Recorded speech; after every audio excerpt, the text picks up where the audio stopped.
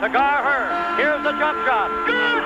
It's good! For decades, the iconic voice of a franchise, Hall of Fame broadcaster Al McCoy. A swisheroo for two. From small-town Midwestern roots to a place in basketball's Hall of Fame. A long three. He got it! He got it! He got it! The Suns win! The Suns win! It has been quite a journey. Shazam!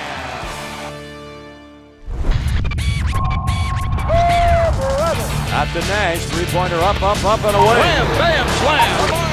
Oh, the big cactus nearly brought the roof down. Shazam! It's all Suns.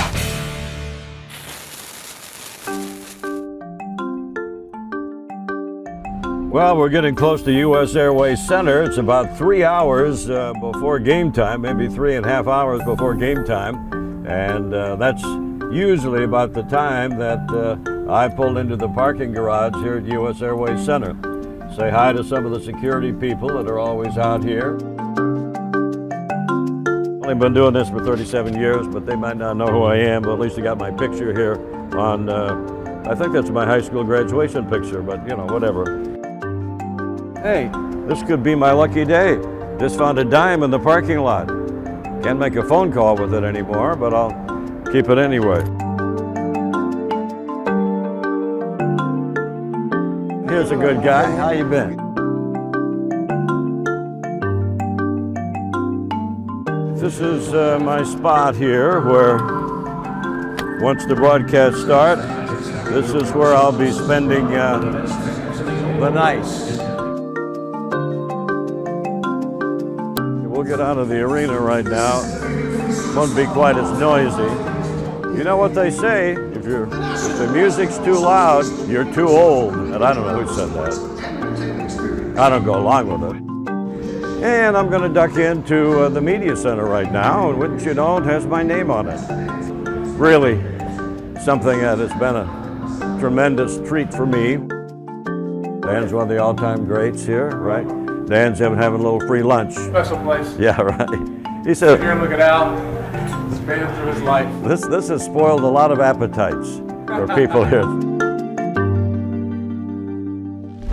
He is the legendary Hall of Fame voice of the Phoenix Suns. For the past 50 years, Al McCoy has been broadcasting in some form or another here in the Valley of the Sun. And in the process, he has endeared himself to generations of Arizona sports fans. Recently, Planet Orange Primetime caught up with Al in his adopted hometown of Glendale, Arizona, a place that reminds him of his upbringing in rural Iowa. We talked about a number of things, including his humble beginnings in the wonderful world of broadcasting. Well, I grew up on a farm, so that was a little different. I'm trying to remember when we first got electricity. I think maybe I was about 8 or 9, and that was a pretty big thrill when you could turn the switch on and electric lights came on. But those were farming in those days, and I guess I could say it was a great way to grow up. And one thing you did is you listened to the radio. And I remember years later, when I was in college, one of my professors asked me if I'd ever broadcast sporting events before, and I said, yeah, I used to do them all. Did the World Series, Super Bowl, just sitting on the fence of my farm watching the cattle and the hogs and pretending I was there. Early athletic endeavors, I've read some things where if you were not in the game, you might be kind of almost calling the game from the bench. Well, obviously, I went to a small high school. There were 100 in the high school. There were 15 in my high school graduating class. So I was the starting guard for 3 years, and my high school coach, who I still have a lot of contact with, loves to tell the story that people would ask him, well, how come McCoy gets so much playing time? And he would say, well, when he's not in the game and he's sitting on the bench next to me, he's pretending he's broadcasting the game, and I can't stand it. It's so bad, I just put him back in the game. So I got playing time, one way or the other, see? Let's fast forward. You moved to Arizona in 1958. Memories of the early days here. You come out here to broadcast minor league Giant games. I had gone through Iowa, a quick trip in Chicago and Buffalo, New York, and actually came out here, as you mentioned, in 1958, and I know a lot of people remember that was the year that the New York Giants moved to San Francisco, the Brooklyn Dodgers moved to Los Angeles, and the Giants moved their #1 farm team from Minneapolis to Phoenix. And that really brought me out here. The only problem was the team only stayed here for 2 years. And they moved to Tacoma, Washington. I didn't want to go to Tacoma, so I stayed here, got involved in other things, did sports on TV, did ASU, and from that point on. You've seen a sleepy little western town turn into a thriving metropolis. At that time, there was much more activity downtown because there were a lot of shopping stores downtown. But to get to Glendale, you had to get, on a dirt road probably. There was, several miles where you were right at home. Phoenix ended, right, and Glendale started, and it's the same thing in Scottsdale. I mean, you got out to about 32nd Street and there was nothing till you got to Scottsdale. And I always remember one of my early experiences, I happened to be at the Pink Pony in Scottsdale, and a guy rode a horse in. Rode up to the bar, had a draft beer, and rode out. Nobody even blinked an eye. And that was Phoenix in those days. Let's talk about the phrases.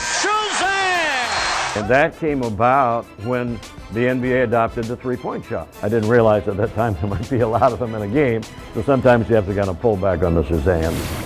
Planet Orange Primetime is presented by Farmers Insurance. To find an agent near you, call 1-800-FARMERS.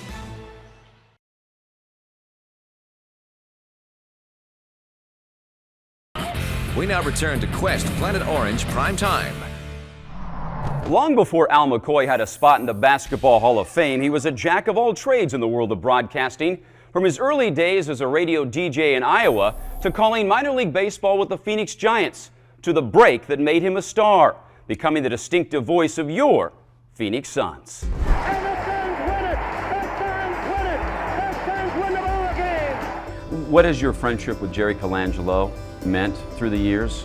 Well, quite obviously, I would not be where I am today if Jerry Colangelo had not given me the opportunity to be the voice of the Phoenix Suns.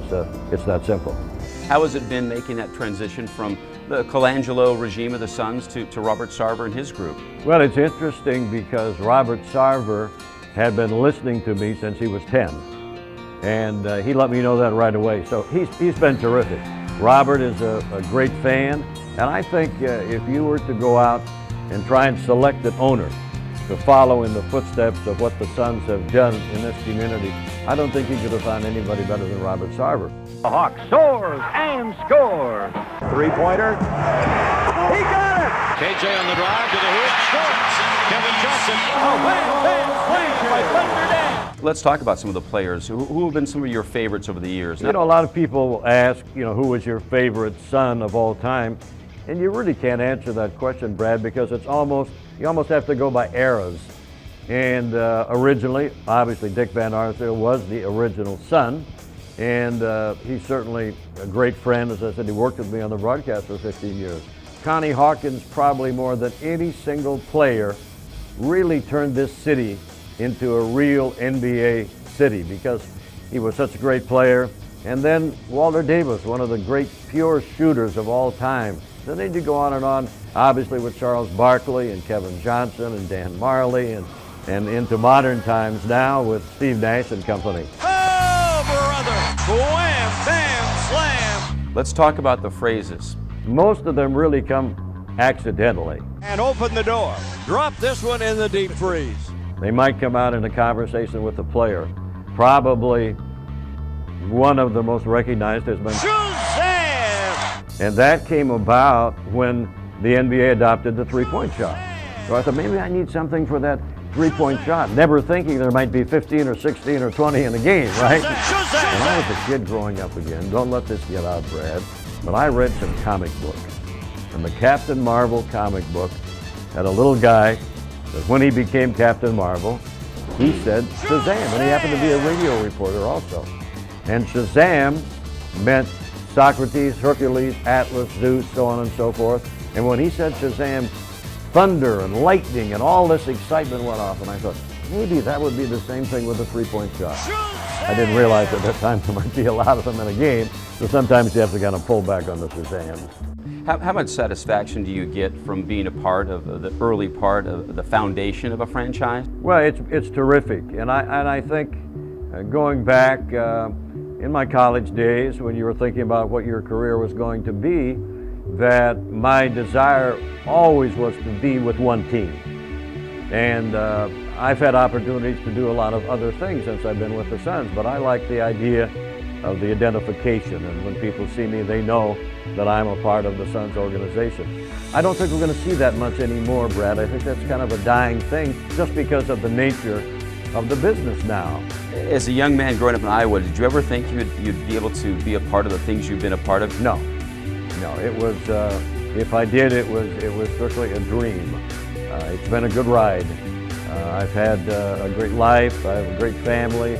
I've been very, very fortunate, never been out of work. And so I never envisioned that my career would take the movement and the jumps and that it has. It's been great. Here's the jump shot. Good! It's good! It counts! I gotta take a breather. I want to tell you something. Somebody up there is on our side. When we come back to Planet Orange Primetime, we'll spend some time with your boy Al McCoy in Glendale, hanging out at some of his favorite spots, including the Valley's first sports bar, plus his emotional thoughts on his late friend, Cotton Fitzsimmons.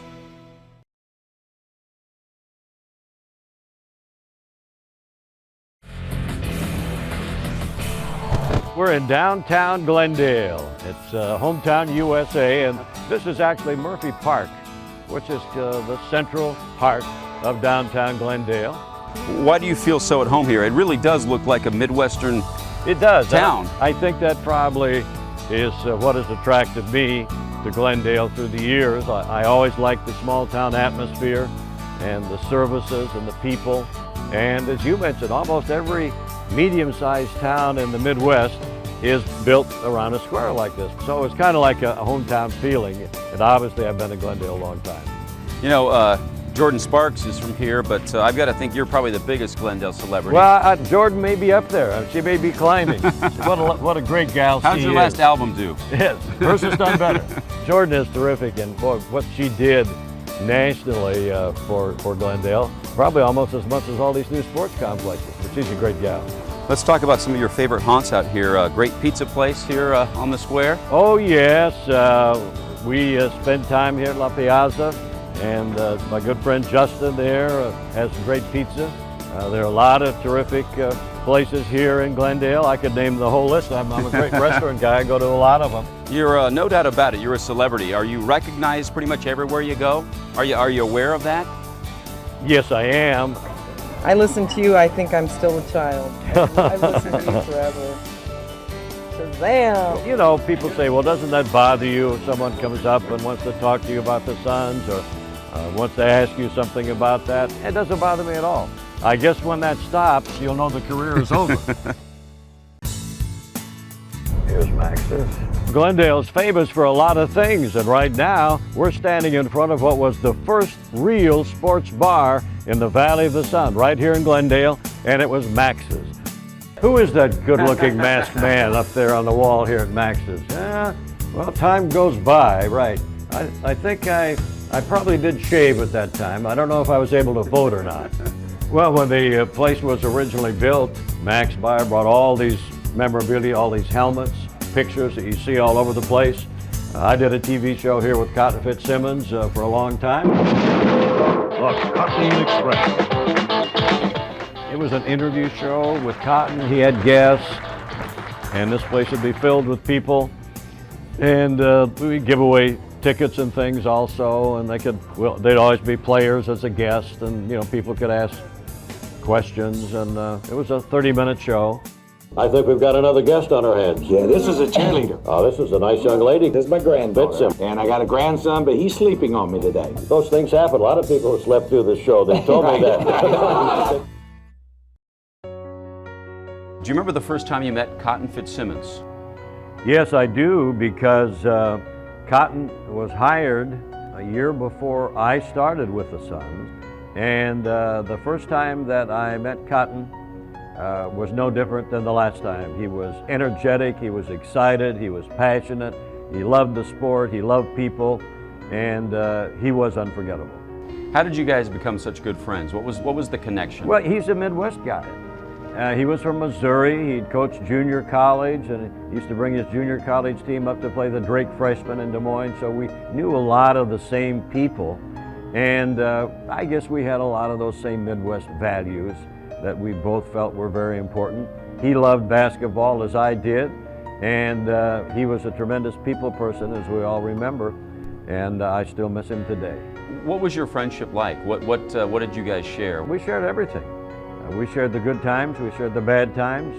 If we had problems along the line, we shared them with each other, and we spent a great deal of time together, maybe more even in his recent years, because he worked with me, as you know, a lot on the broadcast, and he was the type of person, he would do anything for you, and he was the type of person that was very easy to talk to and communicate with. And I think that came across not only with his coaching, but I think it also came across when he was working on the broadcast. He struggled at the end, and remember your emotions when you learned of his passing? Well, there's no way really to describe it, and it all happened so quickly. And to realize that you were going to lose a friend like Cotton was pretty hard to accept. A little piece of him, I've got to think, lives on in you. Not only what he brought in his love of basketball, but just his spirit for life. No question about it. That was the great thing about Cotton. He'd say, "Hey, I got up this morning, checked the obituaries. I wasn't there. I shaved, and here I am." And he was ready to go. And he was thankful for every minute that he had in life, and he enjoyed every minute. And that's the great thing to remember, that what a great life that he had, and he enjoyed every single minute of it. Only 6 coaches in NBA history have coached 800 victories, and I think that's a milestone, Cotton.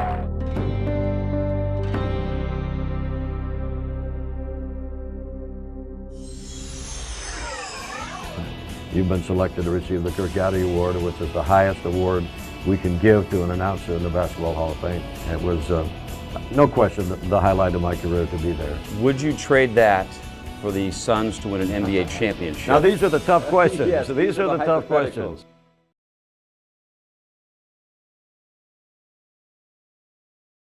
We now return to Quest Planet Orange Primetime. Once again, here's Brad Steinke. At the age of 74, Al McCoy knows he can't keep delivering Shazams and Oh Brothers forever. It has been an incredible ride, to be sure, and he knows at some point in time he'll turn over his microphone to a worthy successor. But for now, he continues to call the game he loves, all the while realizing what an amazing journey it has been. And the winner of the 2007 Kurt Gowdy Award for Electronic Media, Al McCoy. You are a member of the Basketball Hall of Fame. Obviously, that was the highlight of my career. It was a tremendous shock to me. I have to tell you, I went into my office one day and I had a message to call the Hall of Fame. I thought, well, what do they want with me? So I didn't return the call. A couple of days later, I came in and there was another message. So I called the gentleman that had called me and I said, "Hey, John, this is Al McCoy out in Phoenix, got your message, what do you need?" And he said, "Well, I don't need anything." But he said, "I think I've got some news for you that you're going to be very pleased about." He said, "You've been selected to receive the Kurt Gowdy Award, which is the highest award we can give to an announcer in the Basketball Hall of Fame." And I was the 18th to receive that award. Thanks again, and Shazam! It was, no question, the highlight of my career to be there. Would you trade that for the Suns to win an NBA championship? Now, these are the tough questions. Yes, these are the hypotheticals, yeah. Well, obviously, everybody wants to get that ring, an NBA championship. And I certainly, probably as much as anybody, want to see the Suns win it. But I also would answer the way a lot of great players have answered, who have said, "I had a great career. I didn't win the NBA championship, but I still relish that career." I don't know if I'll ever be a part of an NBA championship team, Brad, but if I haven't, it's still been a good ride.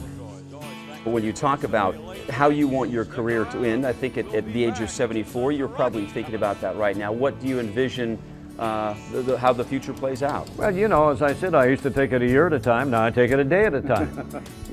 I really don't. I still enjoy the games.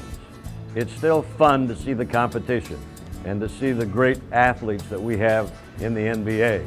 I like to tell the story, and I love all the other sports also, but I love to tell the story to other fans that I said, in football, you see maybe a couple of runs that you remember during a game, 2 or 3 great passes. In baseball, maybe a couple of home runs of this. In the NBA, there's a great play every 24 seconds. So I would certainly miss that. I'd miss the competition. Bounces to Amari Stoudemire, who flies in for a wham, bam, slam. Oh, would the Suns like a few more of those? I realize that one of these days I'm going to say, hi, see ya.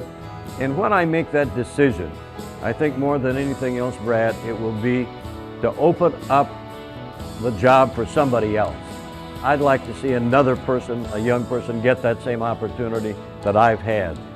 There will be a final game at some point in time. Have you thought about what your final words as a broadcaster will be? Well, it'll probably be, that's the score, and so long for now. That's it. It's, as I said, life goes on, broadcasters go on. I've had great response, but hey, there's going to be somebody else in that chair, and I'll just be remembered when somebody walks in the media center. But that's fine. That's fine. That's our Suns report. For Tim Kempton, I'm Al McCoy here at U.S. Airways Center. Thanks for being with us, and so long for now.